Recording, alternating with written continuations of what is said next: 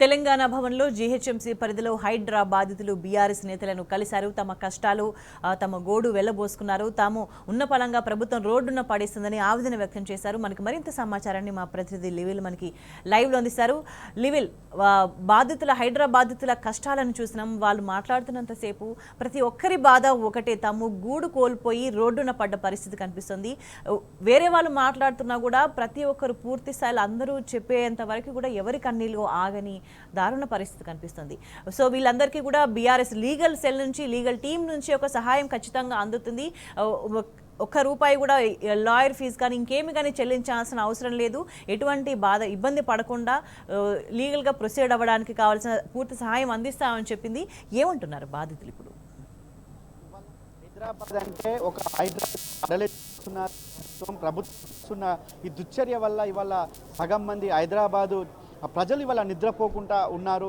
ఉదయం వరకు ఏమవుతుంది అని ఒక ఆందోళన ఇవాళ ప్రజలంతా కూడా కనిపిస్తున్న పరిస్థితి కనిపిస్తుంది. ఈ నేపథ్యంలో హైదరాబాద్కు సంబంధించిన ఏదైతే ఐదేశ కోటకు సంబంధించిన మూసీ బండ్ అని మార్క్ చేసిన బాధితులంతా ఉదయమే కనీసం ఎవరు లేవక ముందుకే, టిఫిన్ కూడా చేయక ముందుకే తెలంగాణ భవన్కి వచ్చారు. వాడు గోడెల్ల పోసుకుందామని చెప్పుకునేందుకు ఇక్కడ చేరుకున్నారు. వారికి పెద్ద ఎత్తున చిన్నపిల్లలు, కుటుంబ సభ్యులు అంతా కలిసి ఇక్కడికి వచ్చి మేము గత 30 సంవత్సరాల నుంచి అక్కడ ఉంటున్నాం, ఇంకో 10 సంవత్సరాలు మాకు ఇంకా ఈఎంఐ కట్టుకునే ఉంది, ఈఎంఐ బ్యాంక్ వాళ్ళు వచ్చి మా ఇంటి దగ్గర కూర్చుంటున్నారు, ఆనాడు అన్ని అనుమతులు ఇచ్చిన తర్వాతే మేము ఇల్లు కొనుక్కున్నాం, కానీ వాళ్ళ ఒక హైడ్రా పేరుతో మమ్మల్ని హైడ్రామా గురి చేస్తున్నారని చెప్పేసి కూడా వారంతా కన్నీటి పర్యంతమవుతున్నారు.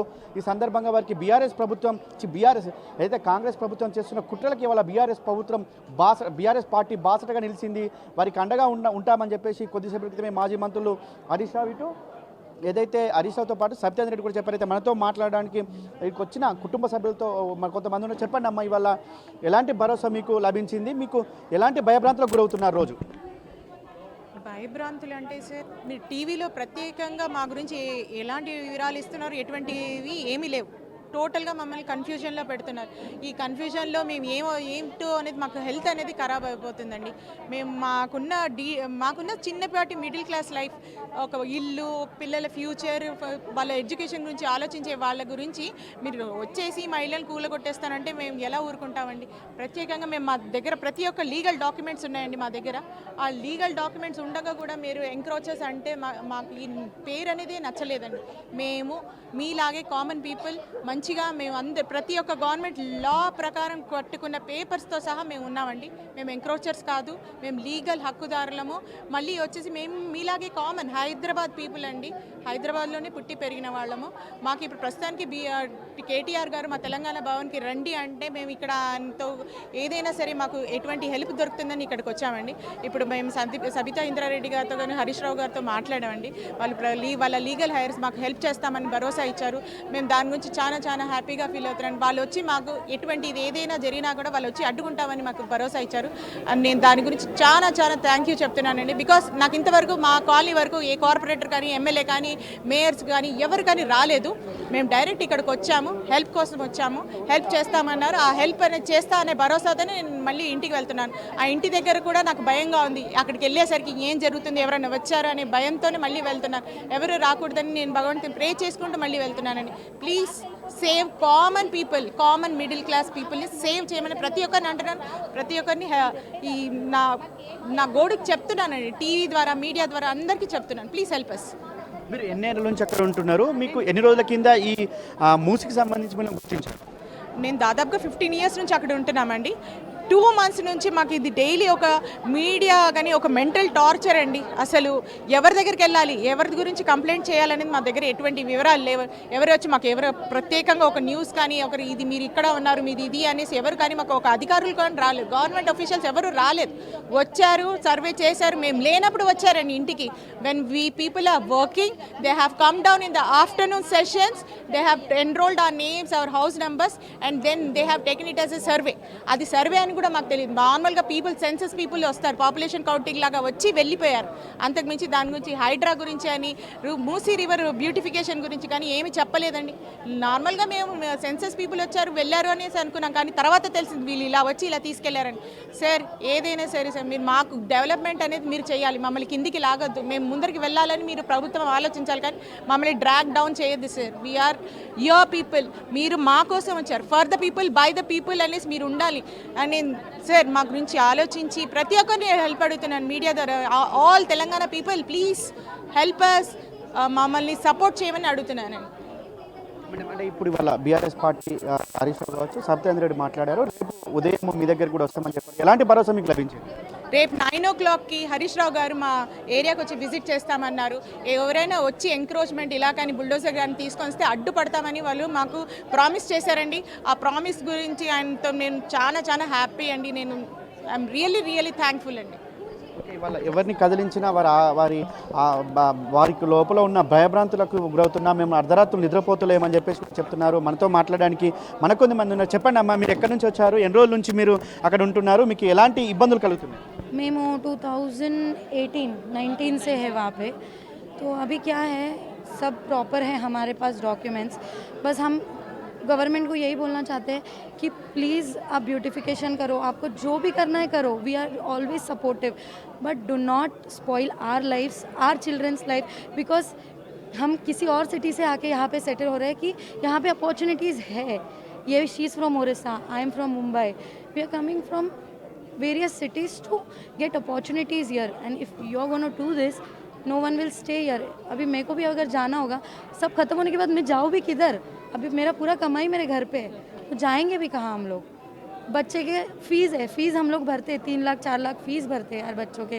वो भी कैसे भरते हैं हम लोगों को पता, लोन निकाल के. हम अगेंस्ट नहीं है किसी गवर्नमेंट के, हमको बस यही चाहिए कि आप ब्यूटिफिकेशन करो, आप हाइड्रा करो, जो भी है करो, डिस्ट्रॉय मत करो, क्योंकि उसमें कुछ भी नहीं मिलेगा आपको, सिर्फ हमारे आंसू मिलेंगे और हमारा जो भी मेहनत है वही मिलेगा और कुछ नहीं मिलेगा उसमें. उसके बाद तो हम तो ख़त्म हो जाएंगे, हमारे पास तो कुछ नहीं बचेगा. दैट्स इट, मैं इतना ही बोलना You tell me how much fear in this the government, night also fear in the employees. Fear मतलब डर लग रहा है ना अपने को. हाँ मतलब कल क्या होगा पता नहीं है. अगर मतलब कुछ नोटिफिकेशन नहीं है, कुछ भी नहीं है, और हम लोग का सेविंग्स है, इसमें लोन्स है, अपना सब चल रहा, लोन भी पे कर रहे हैं, एवरीथिंग इज़ लीगल. फिर अब अचानक से आके मतलब बोलेंगे कि हाँ डिस्ट्रॉय कर देंगे, तो वो कैसे जाए, कहाँ जाएंगे? पर लाइफ टाइम का सेविंग्स है, फ्यूचर का अपना फ्यूचर इसमें ही डिपेंड करता है. अगर ये नहीं रहेगा तो कुछ भी नहीं रहेगा ना अपने पास. हमारा अभी तक सिर्फ सर्वे हुआ है, बफर जोन करके बोला है. They did not come and do markings, but the gentleman who was sitting here he said SMP school के पीछे, एसएमपी स्कूल और हमारे बीच में 800 मीटर्स का ही डिफरेंस है. 800 मीटर्स नहीं डिस्टेंस, हाँ, और बफर जोन हमारे इसमें से जा रहा है. सो दैट्स व्हाई हम लोगों को नींद नहीं आ रहा है. सुबह उठ रहे डिस्ट्रक्शन, एक अम्मा ने सुसाइड कर लिया. Like how people will survive with this hypertensive situation. मेरे घर पे आई हैव 2 सीनियर सिटीजन्स, मेरी नानी, मेरे नानू है मेरे साथ में, मेरी मम्मी, मेरे डैडी है और 2 बच्चे मेरे हस्बैंड. हम इतने जना एक फैमिली में रहते हैं. He is giving double bedroom. किसको चाहिए? मेरा घर भले ही डबल बेडरूम है, बट वो मेरे लिए एक पैलेस है which I have build it myself with my own money. So that's what I want to say. जो भी करो आप करो, बट हमको डिस्टर्ब मत करो. आप जो करना है करो, वील सपोर्ट यू. आप वॉल बांधते हो बड़ा वाला, उसके लिए भी हम लोग आपको सपोर्ट करेंगे, but this is not proper. Okay, ఇవాళ ఇక్కడ ఎవరిని కదిలించినా మరి బాధలు చెప్పుకుంటున్నారు. మాకు డబుల్ బెడ్రూమ్ ఇస్తామని చెప్పుకుంటున్నారు. మేము కట్టుకున్న ఇల్లులు ఏం కావాలి, మాకు అన్ని అనుమతులు ఉన్నాయి, అయినప్పటికీ కూడా ఇవాళ అన్ని అనుమతులు ఉన్నప్పటికీ కూడా ఇవాళ కూలకొడతామని చెప్తున్న తీరును చూస్తే మాకు ఇవాళ బాధేస్తుంది. ఎవరిని కదిలించినా ఇక్కడ వారి కన్నీటి పరిమితం అవుతున్న పరిస్థితి కనిపిస్తుంది. ఇక్కడ చాలామంది కూడా మాకు ఇవాళ బీఆర్ఎస్ పార్టీ దగ్గరికి వచ్చాక మాకు భరోసా వచ్చింది, బ్యూటిఫికేషన్ చేసుకుంటా అంటే అడ్డు ఎవరు లేరు. కానీ ఆ బ్యూటిఫికేషన్ ఎవరి కోసం చేస్తున్నారు?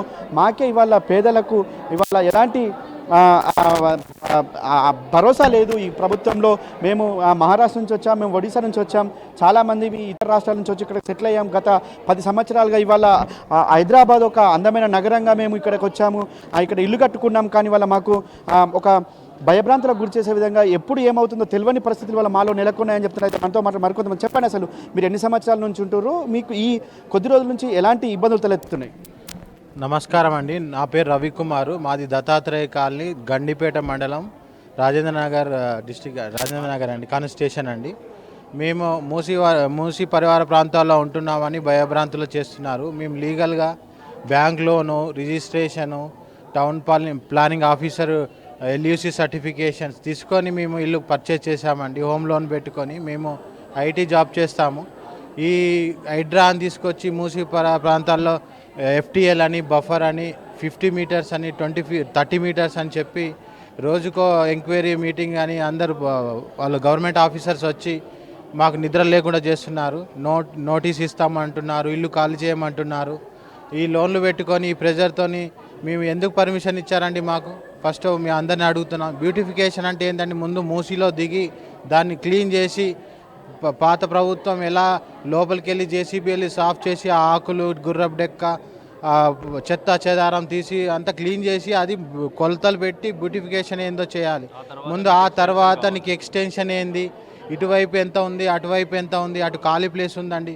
ప్రకృతి అండి, నెమళ్ళు ఉన్నాయి. ఆ నెమళ్ళను చంపేస్తారా?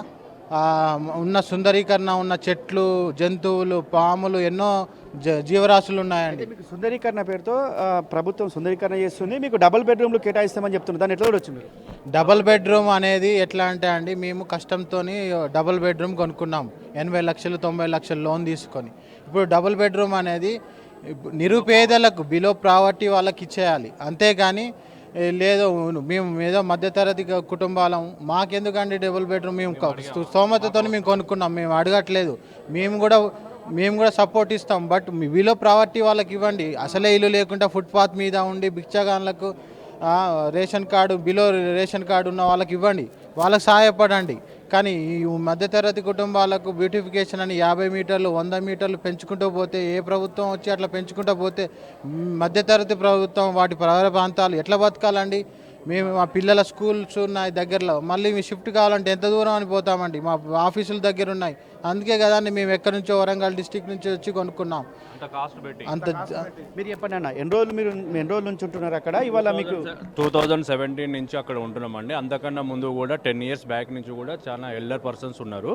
వాళ్ళు ఇప్పుడు చాలా ఇంకా సఫర్ అవుతున్నారు. వాళ్ళతో పాటు ఇప్పుడు మేము ఇంత లోన్లు తీసుకొని మా దగ్గర సర్వే చేసిన LIC అయినా, SBI అయినా, బజాజ్ ఫిన్సర్వ్ అయినా, వీళ్ళంతా మా దగ్గర మేము లోన్ అప్లై చేస్తే మాకు లీగల్గా అప్రూవల్ చేసి మాకు లోన్ అప్రూవల్ ఇచ్చారు. ఆ మనీతోనే మేము పర్చేజ్ చేసింది. ఇప్పుడు మేము రిజిస్టర్ ఆఫీస్ కాడికి పోయి మీరు మమ్మల్ని స్టాప్ చేసి ఉంటే మీకు రిజిస్ట్రేషన్ కాదు ఈ ల్యాండ్ అని అంటే మేము కొనే వాళ్ళం కాదు. ఇప్పుడు మీకు ఆడ వచ్చి బ్యాంక్ లోన్ వాళ్ళు లీగల్గా అప్రూవ్ ఇచ్చారు కదా, వాళ్ళే మీకు స్టాప్ చేసి మీ అప్లికేషన్ రిజెక్టెడ్ అని చెప్పి ఉంటే మేము అసలు అక్కడ కొనే వాళ్ళమే కాదు. మీ అన్ని గవర్నమెంట్ అప్రూవల్ ప్రకారమే మేము పర్చేజ్ చేసినాం. ఫైనల్గా వచ్చేసరికల్లా మాది మిస్టేక్ అయింది, మేము కొన్నాం మూసి పరివాహక ప్రాంతం అని. ఇవాళ వచ్చి ఇప్పుడు నీ పరిపాలన అంటే నీ ఒక్క డెసిషన్ వల్ల ఇన్ని లక్షల మంది సఫర్ అవుతున్నారు. అది ఎంతవరకు వాల్యుబుల్ అండి? ఇప్పుడు ఇవాళ నువ్వు 5 yearsకి నువ్వు ఏదో ఒక స్టేట్మెంట్ ఇస్తున్నావు, ఆఫ్టర్ 5 years ఇంకొకళ్ళు వచ్చి వేరే స్టేట్మెంట్ ఇస్తారు. అసలు నీ మూసి బ్యూటిఫికేషన్ అనే ప్లాను, ఆ ప్రాజెక్ట్ అసలు వర్కౌట్ అవుతుందా, లేదంటే మీ స్వలాభం కోసం మమ్మల్ని నాశనం చేస్తుర్రా? ఇవాళ మీరు ఫర్దర్గా ఇవాళ BRS పార్టీకి సంబంధించి మీరు ఇక్కడికి వచ్చారు, మీకు కొంత భరోసా లభించింది. ఫర్దర్గా రేపు BRS పార్టీ ఎమ్మెల్యే కూడా అక్కడ రానున్నారు. ఎలా ముందుకెళ్ళబోతున్నారు? ఇప్పుడు మేము వాళ్ళు రేపు మార్నింగ్ 9 గంటలకు వస్తామని చెప్పి హరీష్ సార్ చెప్పారు సార్. మేము అక్కడ మొత్తం గ్యాదర్ అవుతాము, మా బల్ల మీద మేము కూడా చూపిస్తాము. అక్కడికి ఎవరు వచ్చినా మేము లీగల్గా పోయి అయితే లీగల్గా మేము ఫైట్ చేయడానికి కూడా రెడీగా ఉన్నాము.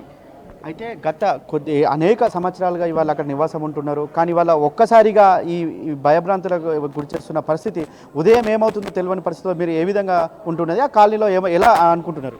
ఇప్పుడు ఎల్డర్ పర్సన్స్ని ఎగ్జాంపుల్ తీసుకుంటే చాలా మందికి ఇప్పుడు హార్ట్ పేషెంట్స్ ఉన్నారు, BP పేషెంట్స్ ఉన్నారు. నైట్ వాళ్ళు ఒక డిస్టర్బెన్స్ ఉన్నారు.